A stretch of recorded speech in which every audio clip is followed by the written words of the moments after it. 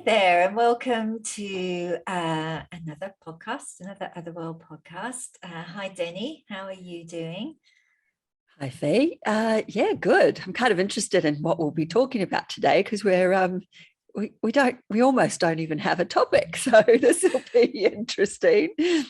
I know, but isn't it funny because we always just start talking and just kind of it flows in some way. And even though we don't have a specific topic to talk about, there's so much that we could talk to. So I'm interested too, just to see what unfolds. But I'm sitting. We're at the as we recorded, we're sitting here at the beginning of June, and I know that we've kind of changed the flow of these podcasts. We don't normally talk about the energies and things in the same way that we were doing before, but I'm kind of interested just to have a little sort of reflection on that. I know myself, I'm feeling the energy of this month is very soft and gentle and nurturing, and I know that there's a lot going on, but I still feel this sort of need to, almost like this need to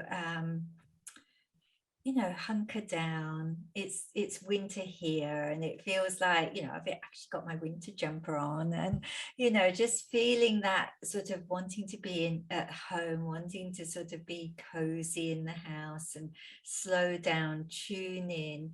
That's what I'm feeling that this month is all about. What are your thoughts on that? Where are you sitting with all that at the moment?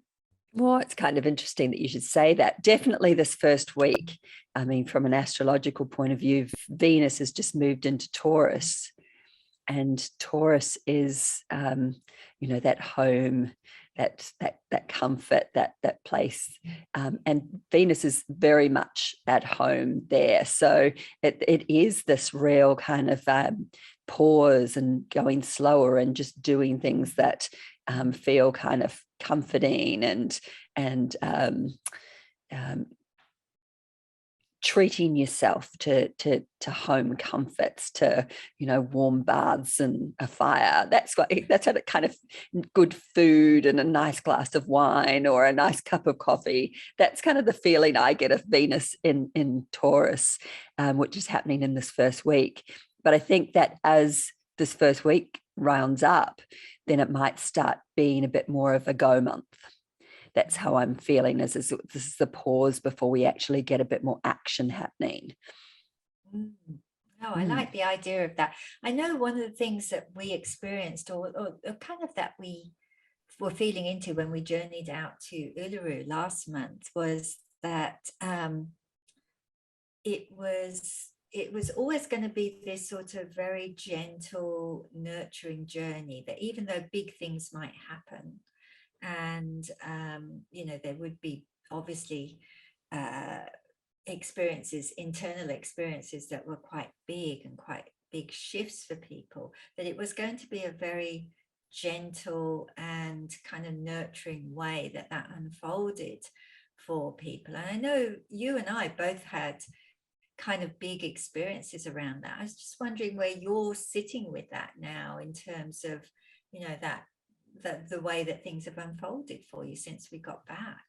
It's funny, I was having a conversation with a girlfriend the other day about how things shift in such a different way these days, and how to shift energy in the past, or in my past, it was pretty damn full on when I think back. I mean, I loved it because I do the shadow work, but it's so shifted to this kind of more joyful, more peaceful way of shifting, even if it is somatic, even if it's through bodily practices. It's still this whole different way. It doesn't feel quite as extreme, and I don't feel as drawn to the extremity of moving energy in the way that I used to. So I think that that's probably, pretty much, I could say, on return from Uluru, it's continued to be quite gentle. But also I can feel big shifts happening at the same time. So I think it's just a continuation of the story, Fee, from when we were out there. What about for you? Yeah, I totally agree with that. I think we're in a time anyway where our energy, the way that we shift things, the way that our vibration expands now is so different to sort of last year, 2, 3, 4 years ago. We hold a higher vibration generally now. That's the state of consciousness that we've reached. So when we're shifting, when we're clearing, reframing, or deepening our connection in some way, where it's a lighter experience in a lot of respects. Energetically it's a lot lighter, so we do shift things very differently now, and it's almost as if it happens so softly and gently sometimes that you don't realize that you've shifted in that way until you come or you meet one of your edges or one of your triggers, or something you experience comes into your life, and you realize that you've kind of shifted into a different vibration, you've kind of shifted into a different awareness, so you respond to that experience in a different way, a more powerful way, because despite the fact that it feels lighter and gentler and softer, it's still as intense and big. The shifts are still as big that we're experiencing. And I know for me, a lot of what I experienced was that at that physical level, and that definitely has shifted very consciously in the few weeks. I can't remember how long it's been now. Is it 5 weeks since we were No. first out there? I don't know. It might not be quite that long, but it feels like the time since we got back is. I mean, what's happening with timelines? Just to go on another track here, timelines are just crazy at the moment. I mean, time is going so quickly. I just don't understand, what's happening with it. Have you noticed that too? Oh, the beginning of June, I was driving and I was thinking, gosh, we're at the beginning of June. And I just thought, I actually need to consciously slow time down, because otherwise it's just getting away from me. I mean, here we are mid 2022. It's just crazy because I just can't work out what happened to the rest of the year. I felt like, the beginning of the year was going to be going to Uluru, but in reality, that was 10 days, but it feels like that was 6 months. I'm with you. There's something really bizarre happening with time, and in my head, I'm thinking I just need to consciously be aware of it, consciously be in each moment, so that it doesn't just disappear. And that's a good reflection on it. I think it's about that being so present with our time, that we really enjoy the moments because they're flying past so quickly. And I wonder if we're integrating more of the, shifting more between Chronos and Kairos time. I wonder if, naturally, I remember being shown that in the Akashic records, a few months ago, maybe even last year sometime, around this shift in timelines through us consciously taking on more Kairos time, the time of no time, and working with that in a very conscious way. And I wonder if that's got something to do with what's happening with the timelines for us at the moment. But it's, yeah, unbelievably quick the time is going, and it just feels often as if we're just flying through life this year. I don't know where we're heading, but we're just going so quickly. Which is another reason why I love being out on land, because that's one thing that does happen when you're out there is time stands still, and moves at a much slower pace. So just, that 10 days out there, it's just such a beautiful time to stop and reflect before we head back into this busyness that life is, and fastness that life's become. I think without that balance, it would be really difficult to kind of feel like you could be present in all of this in some ways. Oh, I totally agree. I think one of the things that we're learning as the timelines shift and time speeds up, and we rush through life in this way, is that we literally simply have to carve out moments like that, we have to consciously take ourselves out of that busyness and go and find those pockets or those spaces of stillness, where we can slow everything down, and it does bring us back into balance, in that way. So I think that that's something we're equally becoming more conscious of, is how we need to nurture ourselves more in that way, because as things get more busy and flow more quickly, we need to balance that out with the slowing down and the, trying to make time stand still just for a little while, so that we can catch our breath and integrate everything that we're moving through. Yeah. I remember a few years ago, I was living pretty much on my own, but I think at some point a girlfriend moved in, and we spent so much time in that bubble. So it was just either me on my own or the two of us. And she and I did similar work, and we'd have lots of conversations, self-reflecting conversations, and lived on the beach. So I spent a lot of time walking the beach. And I remember feeling like I stretched the present moment. Like I was so in it that it just felt like I just stretched it. I could see everything, slowed down to a point where I could see it. So if there was a conversation, I could almost see my reaction, and I could work with it before it happened. And now that I kind of have, I've moved in with my man, and he's very much working every day and working ridiculous long hours, and it's funny how when you shift the people that are around you as well, how it can pull you out of that.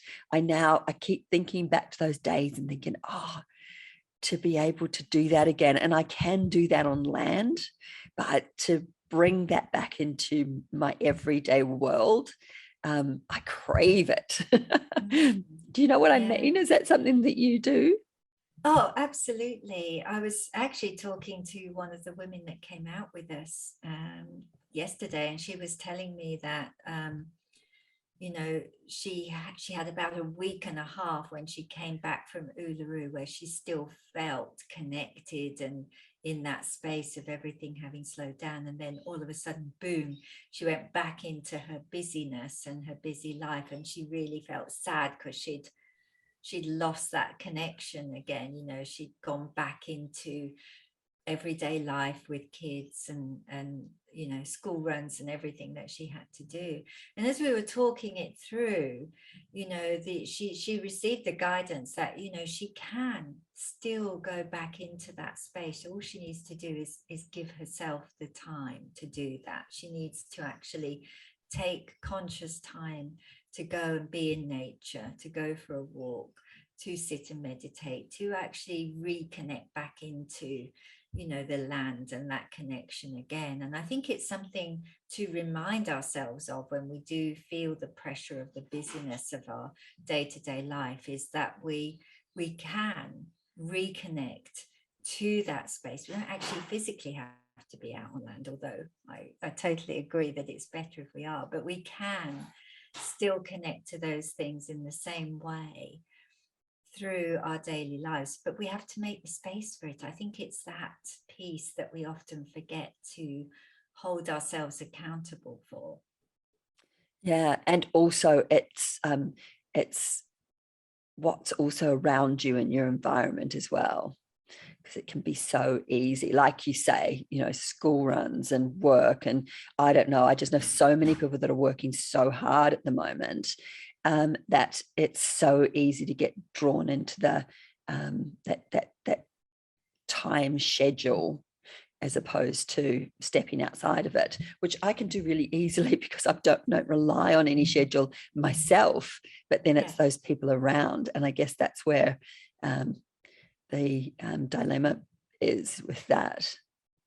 It absolutely is, isn't it? Because I think of, I feel very blessed to be in a position where I run my own business, and so my schedule's up to me, and therefore I can be as busy or as slow as I want to be. It's taken me a long time to work that out, and many years of busyness. But what I've really sunk into this year is more in a balance around that. But I see around me, and I see my family who, they work in other ways and they're so busy. Everyone seems to be so busy at the moment.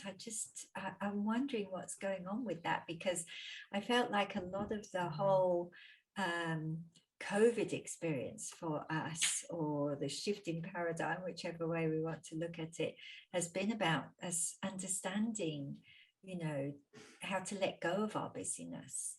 And yet it seems to be magnified at the moment. And you can just notice that out on the roads. I think I was driving the other day. Actually, my son's on his L's, and so he was driving the other day, and I was just the roads were so busy, and I remember thinking, God, it's so weird to think back to just a short time ago being in lockdown, COVID restrictions, and then you see the way it is now. It's like I used to, when I was younger, and I used to travel, and you'd get on the plane at Sydney and it was midsummer, and then you get off the plane in London and it was midwinter, and it was just this like, how do those two things exist at the same time? And it's kind of like that with how quickly it went between this completely quiet world and then this incredibly busy world, and just that when you're in one, you almost can't imagine being back in the other. It's so weird. It's so weird when you're out there, or you go to a shopping mall and there's people everywhere, and you just think, God, it wasn't that long ago before we were all avoiding each other, or we had to so many different check-ins, and it's all just gone back in some way. Yeah, and it feels as if we, in some respects, it feels like we have forgotten, or we haven't learnt, or I wonder how we're going to be taken back into that learning experience again. Not that I want to cause fear with that thought, but it's just that, it feels like for some of us we've continued, we've just gone back into the life that we had before, in fact with more intensity rather than less intensity. And it's all about balance, isn't it? I think balance is such a big word for us all to take on board this year. I know that just about everybody I talk to at the moment is bringing up balance, or struggling to find balance, or is pushing resistance to finding more balance in a lot of cases. And that feels like a really big piece for us at the moment. We've gone through this kind of truth time. We had, I think that was last year, wasn't it? Maybe with energy of truth we were sitting in. And we seem to have moved into this sort of more balanced piece now, where we're all being guided to find inner balance within ourselves, or inner and external balance within our day-to-day lives too. And I know a lot of people are really struggling with that at the moment. I think I've noticed the biggest change for me, and what I'm working with this year is really diving into this different level of self-discovery, both through looking back and also through just being really present with what am I really interested in? Like what things am I curious about? What was I curious about when I was younger? What, just this kind of like a whole different, I guess, more kind of joyful look, joyful self-reflection, rather than diving into all the, the inner child work, or the deep dark stuff that that we all have. It's kind of more of a, okay, I've done that work. Now I want to kind of be more interested in what lights me up, and interested in what makes me, as opposed to someone else on the planet. Just that kind of diving into all those personal bits, which feel very me centric in a way. But I have my North Node in the first house, so it's, I think we've often talked about the fact that I run at a different, almost the opposite pace to what the world's running to, as in we were moving from I to we, and I seem to have done that in reverse. And I'm very much kind of like in this time of, it's all about me and what I'm here for. Does that make sense? Yeah, well, I think that is that I am piece. It's very definitely about that. Now, I know that a lot of the kind of guidance I've been getting through this year has been about this. We're moving from the I am to the we are, but that doesn't feel like it's coming yet. It feels much more as if that's pushed back towards the kind of end of the year. And it doesn't feel like we're ready for that yet. So we're still working through very much that deepening into ourselves. And, there's, how deep can we go?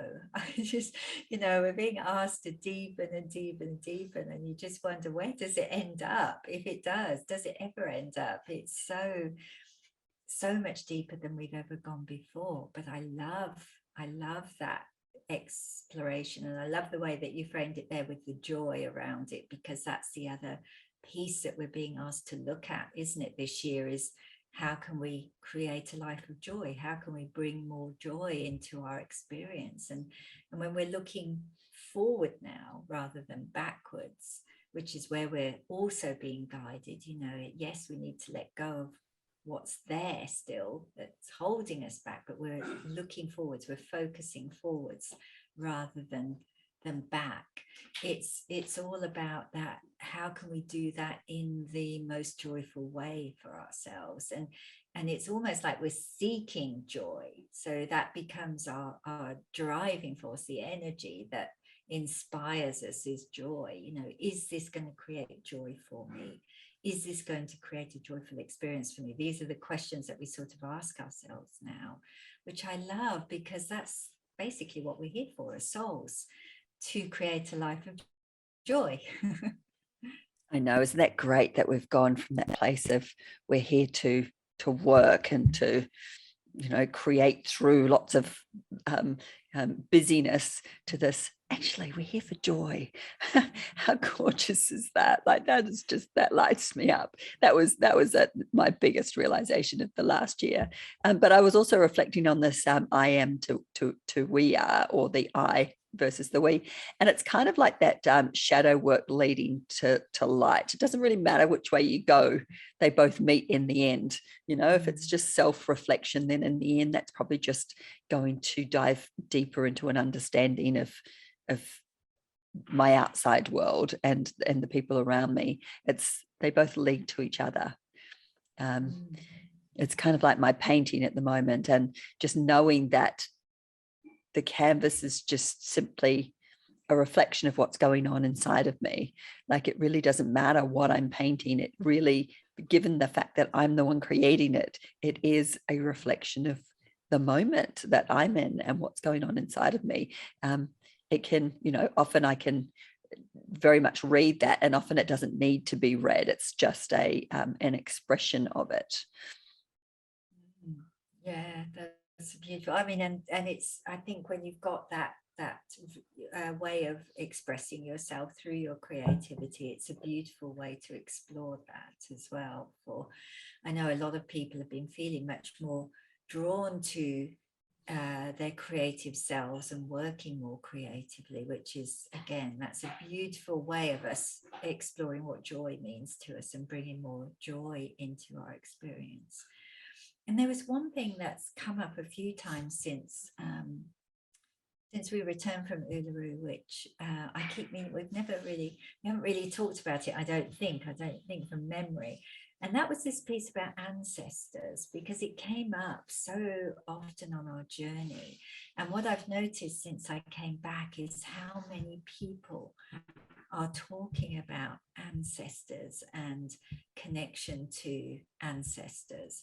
And I was just working with a lady yesterday, and this is one of the places where the ancestors came up, and there was this beautiful guidance that came through around, as we're all starting to move into this expansion where we're expanding, we've been working very much within ourselves, and then the idea is that we then expand out into reconnection with each other. We're starting to reweave those connections.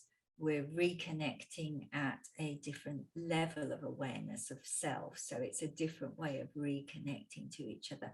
We're also being asked to reconnect to our ancestors, and how over, for many of Western people particularly, we've lost that connection to our ancestors, and we're being asked now to reconnect to that, because it helps us to define ourselves. It gives us our almost like our roots back, that we seem to have disconnected from in some way, or lost in some way, and helps us to make sense of who we are through that reconnection to our ancestors. And I know personally myself, I've been definitely feeling this strong draw of reconnection.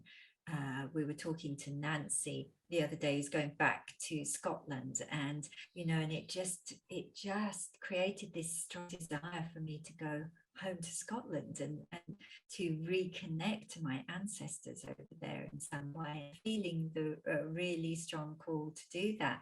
So I wondered if you've been noticing anything about ancestors since you came back. Well, I definitely did when I was out there, because I definitely felt my parents, who have both passed on, and have really, I guess, yes, there's a lot more curiosity around. I think that both my parents were a lot older. They were older when I was born. So my mum was 44 and my dad was 50, and so they'll both be in their in 100 now, over 100. And I think one of my sisters posted yesterday about how it was the Queen's Jubilee or 75th year, and how my mum and my eldest sister had been on Pall Mall for the her, I think, coronation. It must have been, which is just like, I was like, wow, that's just like it's this mother that I never knew, because I was born in New Zealand. I wasn't even in England, but there's so many bits and pieces around. And I think I was also listening to a podcast about someone that was an orphan, and how that had affected them in their life, the fact that their parent had been an orphan. And like, my dad was an orphan at 2. And what that does to play into who I am as a person is huge. And also that is the lineage that I'm in, because that probably plays into my lineage for generations. There's probably something around that. So yes, definitely, it's just been coming up in all kinds of different ways from my family, as opposed to so much where I come from land wise. It's kind of just that line of people that came before me, and how I'm the end of that line, and what that means. Yeah, and I know for me, I've never really explored my ancestry, and because my mum passed away when I was only in my mid-20s, I never really had the conversations. I knew what I knew then, but as a young kind of woman with children, I had a busy life. I didn't really ask the questions that I wish I, Yeah. now, with the benefit of hindsight, and being older, and also being on my own inner journey. There's so much that I wish I had asked, or that I wish that I'd known.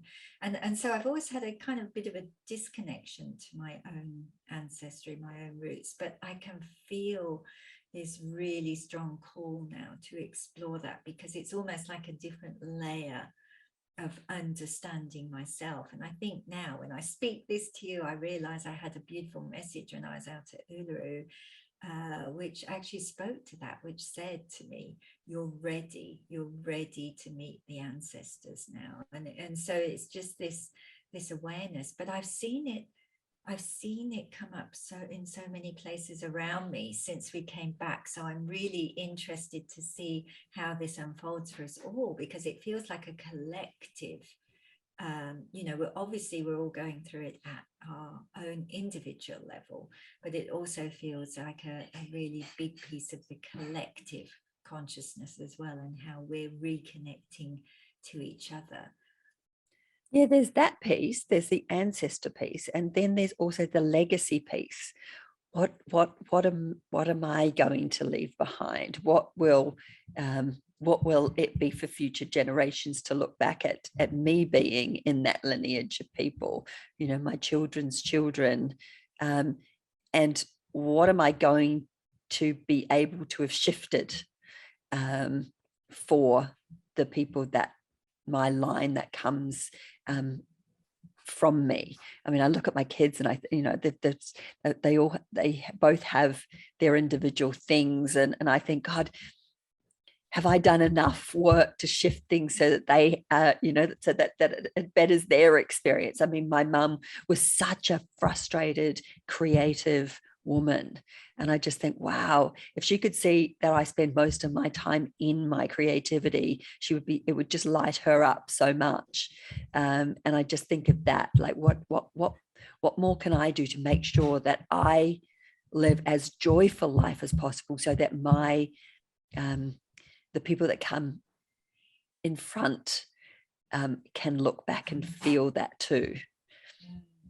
Yeah, well, I mean, so much has shifted, hasn't it, I think for us as women in this incarnation. I mean, when I think of my mum's generation and my generation, then I think of my daughter's generation and my granddaughter's generation, the whole world has shifted so much within those lifetimes. So it's just, I think we're in such an exciting time of what we're able to leave as a legacy now as women for our children, for our future generations as well. I think this will be one of those times that is defined in some way as a big conscious shift for many people when we look back at this particular incarnation, this period of time. I mean, just look at what's happening with gender. It's just incredible how quickly things are shifting in the consciousness around so many different topics. I think the 2020 was just this point. And I can just imagine that in 10 years' time, we won't actually believe how much has shifted from 2020 to 2030. And you can just see it in the last couple of years, just with everything. But, it's a very big topic for me at the moment. But I just look at how much gender has shifted, and the way that we can look at our matriarchal line or our patriarchal line, and how it might look very different for future generations.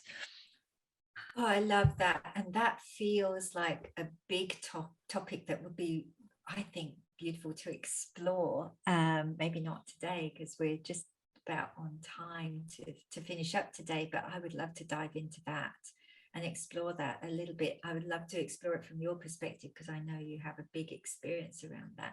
I'd love to explore it from an energetic perspective as well, and what it means in terms of where we're going. And so maybe that's a topic for a future podcast or a future conversation. Definitely. It's a fascinating one. And gosh, it'd be good to find someone that might have, different insights into it as well, maybe from personal experience. So maybe we'll put that out to the universe and see who we can call in. Let's see.